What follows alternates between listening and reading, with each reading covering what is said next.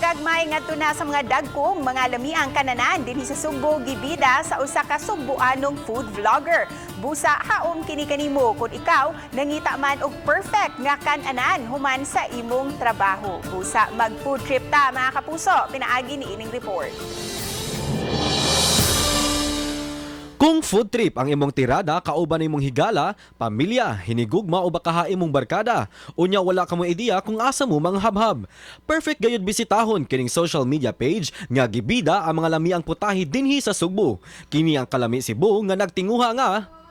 So ang main goal really is to promote, our local food na kibaw mo daghan gig lamig diri sa Cebu, and sometimes especially now na globalization na nanabot ng mga foreign brand. Siya si Carlo Andro Olano, kinsa kapinwalo na katuig nga nagduma sa maong page. Mapayanong karinderya, pungko-pungko, mahalon nga restaurant, ngadto na sa mga bagong abling nga mga cafe. Wala siya pili sa pagpasundayag sa mga specialty sa matag kan-anan bisan pa man wala siya madawat nga bayad sa pagpromote niini. Nakita niya ang kamahinungdanon sa food blogging, ilabi na nga daghang mga patigayon ang apektado sa bagyo ingon man sa pandemya.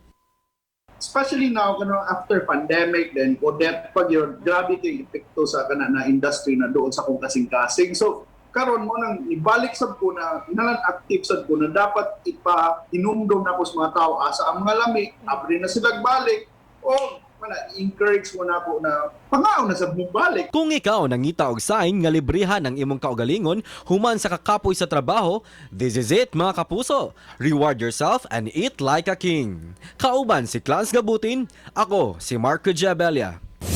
Balitang Bisdak.